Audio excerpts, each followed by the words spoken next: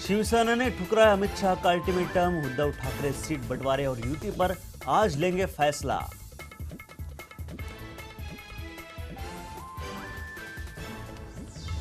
मनसे को लगा बड़ा झटका। मनसे विधायक राम कदम बीजेपी में हुए शामिल। पुणे में अमित शाह की उपस्थिति में भाजपा में किया प्रवेश।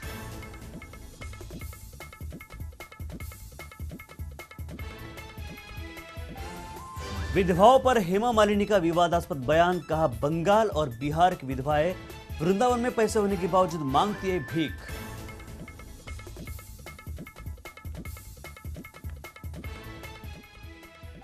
लद्दाख से पीछे हटे चीनी सैनिक। भारतीय सीमा पर लगातार 4 दिनों से घुसपैठ कर चुमार के चहलकदमी कर रही चीनी सेना अब वापस लौट रही है।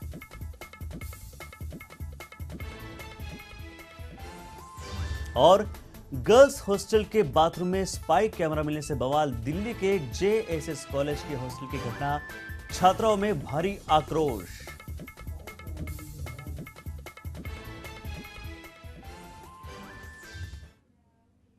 नमस्कार, आप देख रहे हैं लेमन न्यूज में आपके साथ नितिन माधव। कुछ खास खबरों के साथ।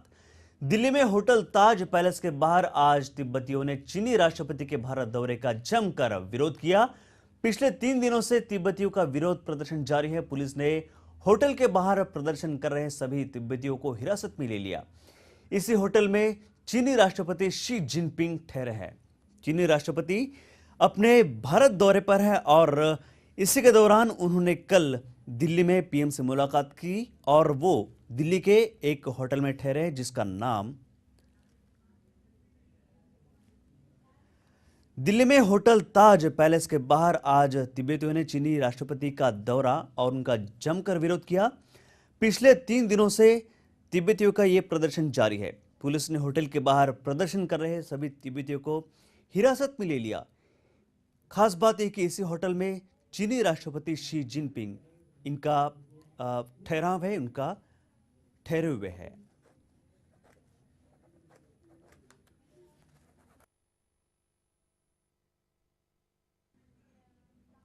भारतीय संचार निगम लिमिटेड के कर्मचारियों ने मैनेजमेंट के खिलाफ प्रदर्शन करते हुए लंबित मांगे जल्द पूरी करने की अपील की। कर्मचारियों ने आला अधिकारियों के खिलाफ जमकर नारेबाजी करते हुए आने वाले दिनों में मांगे न मानने पर उग्र आंदोलन करने की चेतावनी भी दी।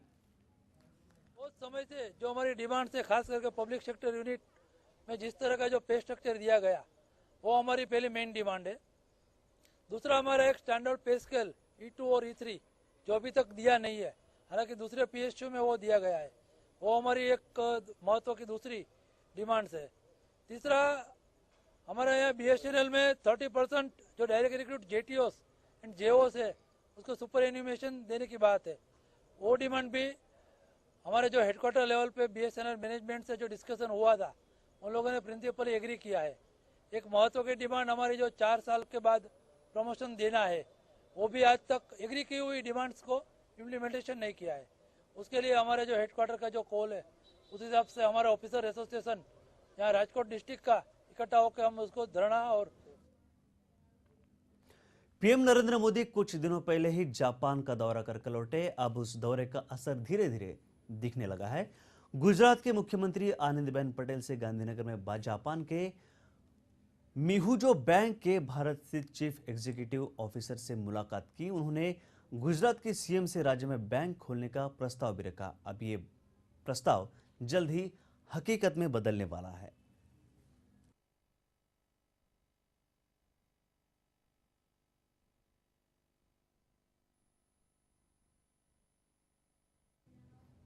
शिवसेना और बीजेपी के गठबंधन के रिश्तों में लगातार दरार पड़ते जा रही है, जिसका सीधा असर महाराष्ट्र विधानसभा चुनाव पर पड़ेगा। लेकिन शिवसेना कोई कोर असर नहीं छोड़ना चाहती, इसलिए शिवसेना में शामिल होने के लिए डहाणू और पालघर से लगभग 200 कार्यकर्ता शामिल होने के लिए आए। इस बैठक में दौरान हाल ही में शिवसेना में शामिल हुए हाजी अराफात भी मौजूद थे। विकास होना जरूरी है, महाराष्ट्र का डेवलपमेंट होना जरूरी है।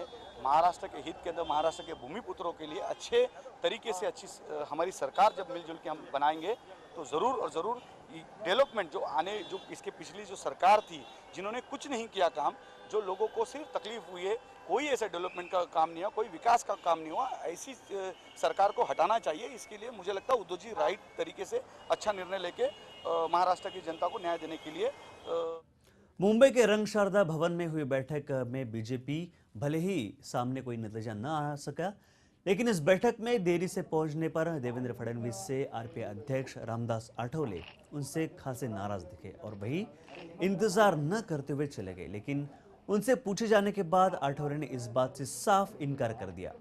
आने वाले विधानसभा चुनाव में सीट बंटवारे को लेकर यह पूरी बैठक हुई थी। इस बैठक में महायुति में शामिल सभी दल के नेताओं ने जमकर हिस्सा लिया। महायुति के जो सहयोगी सदस्य है आरपीआई, स्वाभिमानी शेतकरी संगठना और राष्ट्रीय समाज पक्ष, इन सहयोगी दलों के नेता लोग शिवसेना के सभी प्रमुख नेताओं से मिले थे कल, और उसके बाद इन्होंने इन 3 दलों के नेताओं ने महाराष्ट्र भाजपा को बातचीत करने के लिए आमंत्रित किया। उनके आमंत्रण के अनुसार हमारे प्रदेश के अध्यक्ष देवेंद्र जी फडणवीस और विधान परिषद के नेता विनोद जी तावड़े यहां पर आए थे। इनके साथ जो बैठक हुई, चर्चा हुई, उसमें दोनों तरफ से जानकारी का आदान प्रदान किया गया और भाजपा की तरफ से हमारे दोनों नेता मतलब बरकरार रखने की जिम्मेदारी आप बड़े भाइयों की है। आप 25 साल से आप एक साथ रह रहे हैं और आज सत्ता में भागीदारी मिलने का वक्त आ गया है, सत्ता मिलने का वक्त आ गया है। ऐसे वक्त पर अगर आप आपस में झगड़ा करते रहोगे तो हाथ में आई हुई सत्ता निकल जाएगी। लोकसभा चुनाव में महायुति की केमिस्ट्री बहुत अच्छी बनी, इसलिए तो 48 में से 42 सीटें हम जीत चुके हैं, क्योंकि इस महायुति में सोशल इंजीनियरिंग के अलग अलग मूवमेंट में काम करने वाले सब लोग इकट्ठा हो चुके हैं। महाराष्ट्र में विधानसभा चुनाव का बिगुल बज चुका है। हर पार्टी अपनी तैयारी में जुट चुकी है। शिव संग्राम पार्टी के अध्यक्ष विनायक मेटे ने गठबंधन पर क्या कुछ कहा, देखते हैं। शिव संग्राम पार्टी के अध्यक्ष विनायक मेटे साहब आज हमारे साथ में हैं। उनसे जानते हैं कि आने वाले जो विधानसभा इलेक्शन है उनमें उनकी किस तरह से तैयारी है और कौन सा गठबंधन होगा जिनका उनको सपोर्ट रहेगा। बहुत बहुत स्वागत है सर आपका। हम पूछना चाहेंगे कि आने वाला जो इलेक्शन है किस तरह की तैयारी के साथ में आप उतर रहे हैं, किस तरह का आपका जो है वो मोनोपोली रहेगा महाराष्ट्र के लिए या सीटों के लिए अपने बलबूते पर लड़ने वाले? नहीं, देखिए, महाराष्ट्र के अभी असेंबली के जो चुनाव अभी चल रहे हैं उसके डिक्लेयर हुए हैं, उसमें उन्हें शिव संग्राम पार्टी ये महायुति का एक घटक दल है। महायुति में आज 6 पार्टियां हैं, शिवसेना है, बीजेपी है, शिव संग्राम है, आरपीआई है, स्वाभिमानी शेतकरी संगठना और राष्ट्रीय समाज पार्टी है। ऐसे 6 लोग या ऐसे 6 पार्टी घटक दल मिलकर महायुति बनी है और ये महायुति के माध्यम से ही हम अभी जो आने वाले महाराष्ट्र के असेंबली के चुनाव को हम उसका सामना करेंगे और ये चुनाव लड़ेंगे साथ साथ। जी बिल्कुल, हमने देखा था कि जो लोकसभा इलेक्शन हुए थे उसमें भी काफ़ी सपोर्ट के साथ में जो महायुति ने जिस तरह का परफॉर्मेंस किया काफ़ी काबिल तारीफ है। इस बार भी आप साथ में हैं, लेकिन जहां तक सीटों की बात है तो आपकी तरफ से आज हमने देखा कि जिस तरह से मातोश्री में अभी बैठक चल रही है और सीटों के बंटवारे की बात हो रही है और वो जिस तरह की माथापच्ची चल रही है, तो कहीं ना कहीं आपका भी उसमें पार्ट रहेगा या डिसाइड उनको करना है या आपकी तरफ से कोई प्रपोजल गया है? देखिए, पार्लियामेंट के इलेक्शन में अपने भाई नरेंद्र जी मोदी जी का नेतृत्व था। बीजेपी एक अकेली बड़ी पार्टी थी। महाराष्ट्र के अंदर भी बीजेपी के नेतृत्व में महाराष्ट्र के पार्लियामेंट के चुनाव लड़े थे, उसमें हम सभी 6 पार्टियां थे और पूरे देश में और महाराष्ट्र के अंदर भी कांग्रेस और राष्ट्रवादी कांग्रेस के गवर्नमेंट के खिलाफ बहुत सारा आक्रोश था जनता में। उसका हमें फ़ायदा मिला और सीटें 42 सीटें पार्लियामेंट के हमारे चुन के आ गई। अभी उसके आगे अभी महाराष्ट्र के चुनाव अभी चल रहे हैं, तो हमारे सभी पार्टी दल महायुति यही मुद्दा लेकर जो 15 साल से यहाँ महाराष्ट्र के अंदर कांग्रेस और एनसीपी की गवर्नमेंट है, इन्होंने जो इतने बुरे काम किए हैं, पूरे महाराष्ट्र को पीछे धकेल दिया है। विकास के नाम पे सिर्फ घोषणा हुई है। इन लोगों ने भ्रष्टाचार के सभी उच्च रिकॉर्ड तोड़ दिए हैं और इसके माध्यम से पूरे महाराष्ट्र के जनता के अंदर पूरा क्रोध है।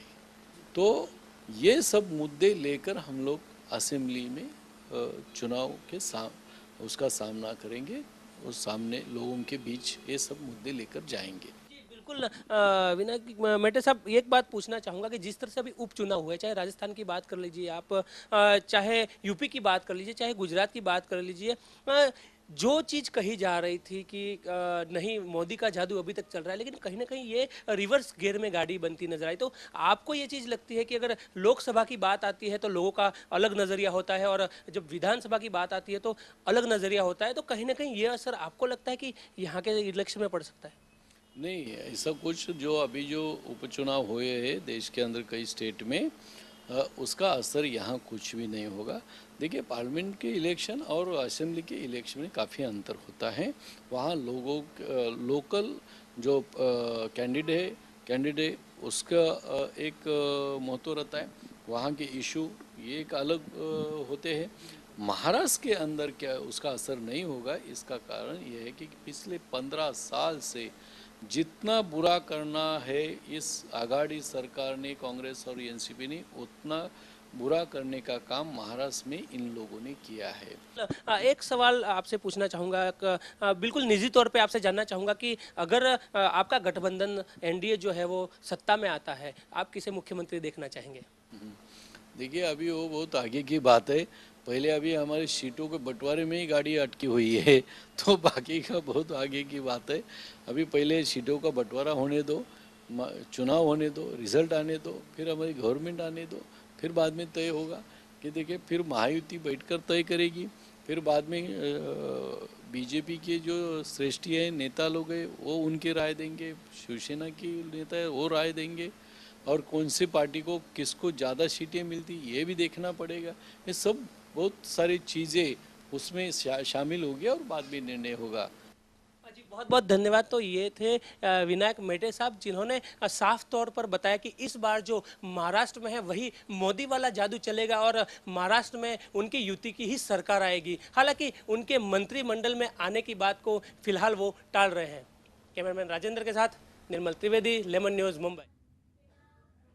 एनसीपी प्रवक्ता नवाब मलिक ने एक प्रेस कॉन्फ्रेंस कर मनपा की सत्ता पर राज करने वाली शिवसेना पर 15,000 करोड़ रुपए का घोटाले का सनसनीखेज आरोप लगाया है। सीबीसी के गाइडलाइन के अनुसार पिछले 2 साल से टेंडरिंग प्रक्रिया चल रही है। 2 सालों में लगभग 15,000 करोड़ रुपए के ठेके दिए गए। महानगर पालिका के विजिलेंस विभाग ने 100 करोड़ रुपए के ठेकों को लेकर जांच की और एक रिपोर्ट भेजी है कि डीकोडिंग करके ये सारी प्रक्रिया को मैनेज किया गया और इन पर कार्रवाई की जाए, ऐसी रिपोर्ट कमिश्नर को भेजने का काम विजिलेंस डिपार्टमेंट ने किया है। जब ये महानगर पालिका को ई टेंडरिंग सिस्टम शुरू करना के लिए मजबूर होना पड़ा, तो शिवसेना के पक्ष प्रमुख श्री उद्धव ठाकरे यानी इनके पीए श्री मिलिंद नार्वेकर के नजदीकी रिश्तेदार श्री महेश नार्वेकर, जो कि एक सिक्योरिटी ऑफिसर के रूप में महानगर पालिका में काम कर रहे थे, उनको आईटी डिपार्टमेंट का हेड बनाया गया ताकि सारे ई टेंडरिंग प्रक्रिया को डिकोड करके उसमें बड़े पैमाने पे गड़बड़ी की जाए। ये रिपोर्ट आने के बाद अभी 2-3 दिन पहले उन्हें हटाया गया है। वहाँ बोरा नाम के व्यक्ति की नियुक्ति की गई है। महानगर पालिका में बार-बार मांगे उठ रही थी कि जो व्यक्ति महेश नार्वेकर आईटी हेड बनाया गया है वो पात्र नहीं है, उससे हटाया जाए। लेकिन सारी मांगों को दरकिनार करके वहाँ पे उन्हें कंटिन्यू रखा गया, क्योंकि उसके पीछे टेंडरिंग प्रक्रिया को पूरी तरह से मैनेज करना, डिकोडिंग करना और बड़े पैमाने पर ठेके देते समय गड़बड़ी करना।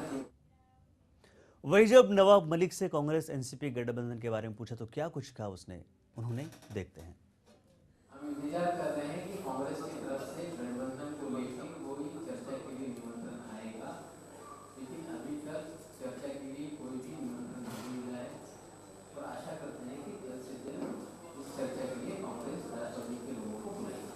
वो निमंत्रक है, वो बड़े भाई की भूमिका में है, वो निर्णय लेने के सभी अधिकार हमेशा उनके पास उन्होंने रखा है। तो हम चाहते हैं कि मिलकर चुनाव लड़ें और हमें चर्चा के लिए जो हमारी मांग है हमने रखा है उसके ऊपर हम आशा करते हैं कि शिरडी के साईं बाबा का विवाद अब सुप्रीम कोर्ट तक पहुंच चुका। कांदिवली साई संस्थान के ट्रस्टी रमेश जोशी ने इस मामले में एक जनहित याचिका सुप्रीम कोर्ट में दायर की है। देखते हैं इस पर खास report.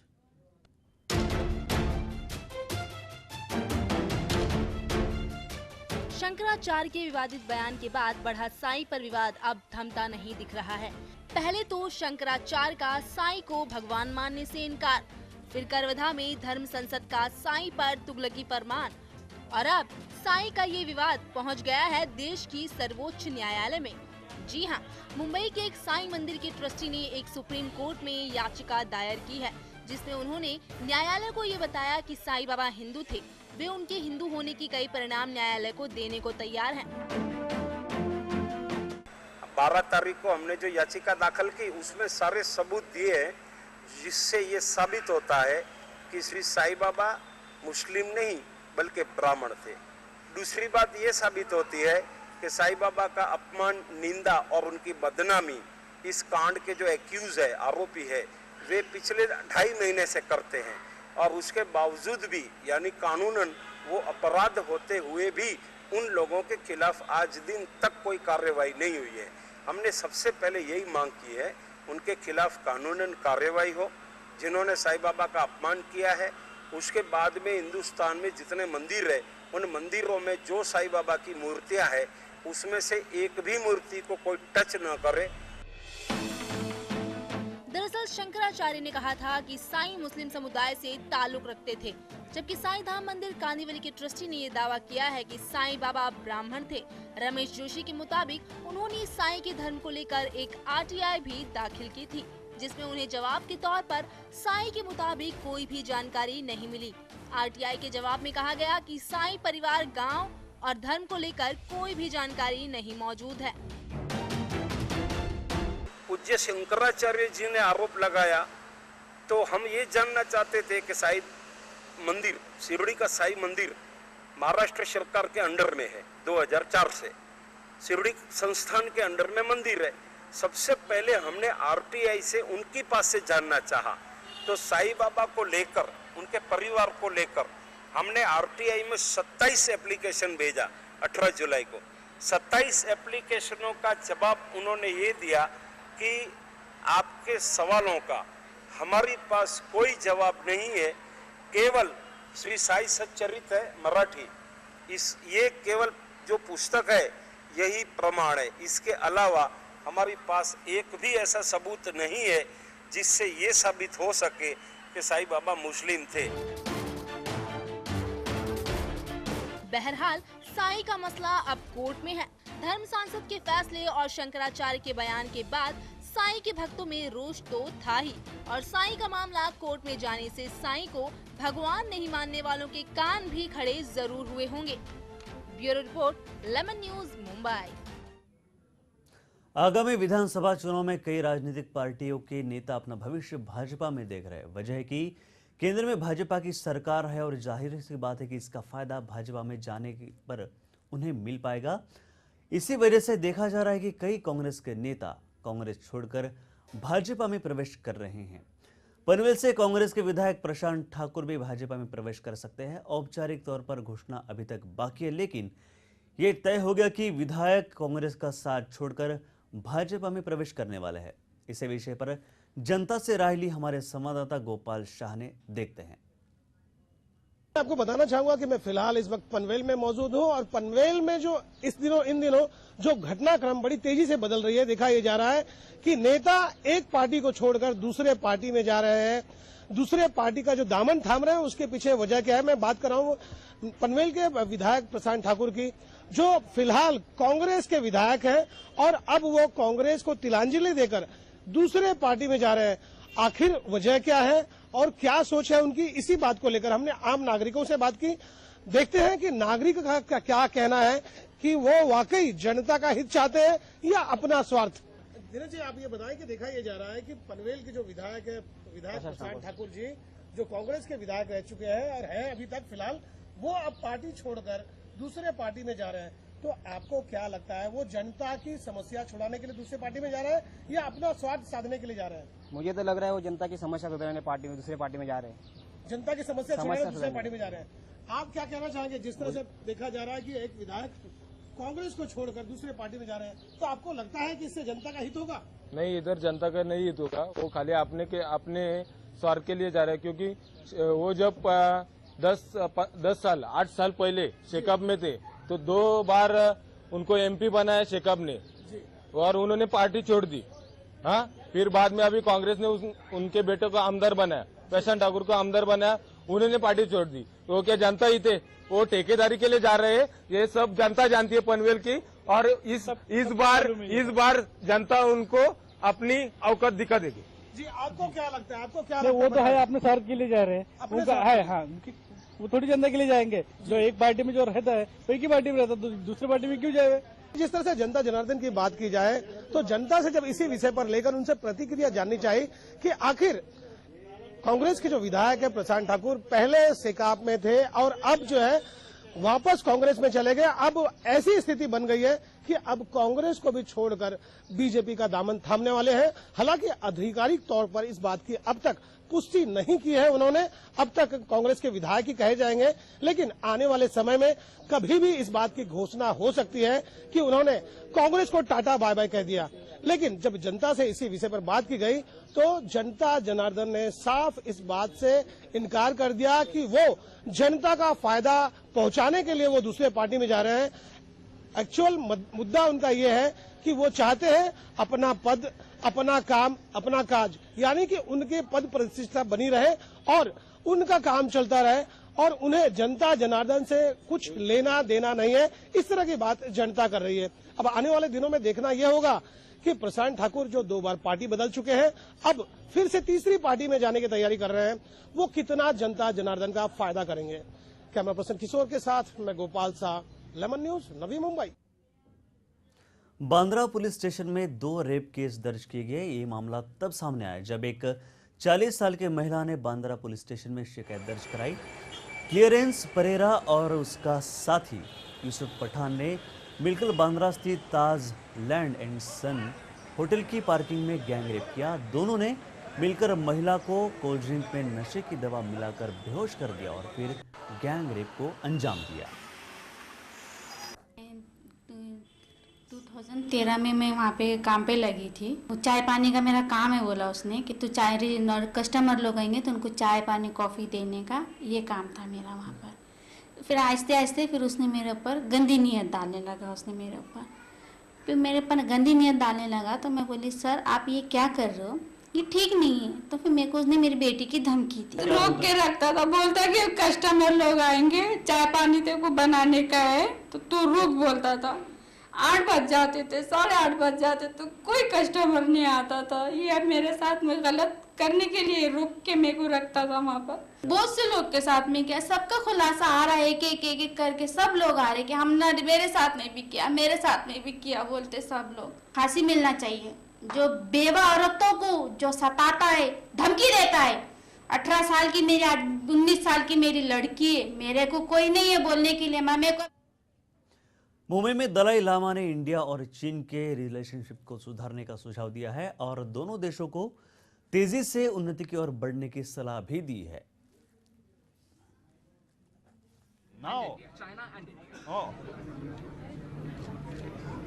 India, I think modern India, not necessarily a Buddhist country. India is a multi-religious, unique country. Wonderful. Now China. Now, according some information, over 400 million Buddhist population, and many of them, already sort of follow the Tibetan Buddhism. That is Nalanda tradition. So, So then, two most populated nations, you see close relation on the basis of mutual trust. It's very, very important. Firstly, for peace and economy, and also regarding preservation of Buddha Dharma, I think close relation is something very, very important. Rajkot जिले के जैतापुर शहर के कई इलाकों में प्राथमिक सुविधाओं के अभाव के चलते लोगों ने भूख हड़ताल की। दरअसल जैतापुर शहर में काफी सालों से अटके हुए प्राथमिक सुविधाओं के काम जैसे रोड, पानी, बिजली और अन्य समस्याओं से स्थानीय लोग काफी परेशान चल रहे हैं। प्रशासन को नींद से जगाने के लिए लोग ने भूख हड़ताल का सहारा लिया है। यहाँ पे राजकोट डिस्ट्रिक्ट का जो जैतपुर शहर है, वहाँ के नगर पालिका में कुछ काम नहीं हो रहा है। लोगों को शहरी गलियों में बिजली नहीं मिल रही है, उसका पानी का पीने का पानी का प्रॉब्लम है, गटर का प्रॉब्लम है।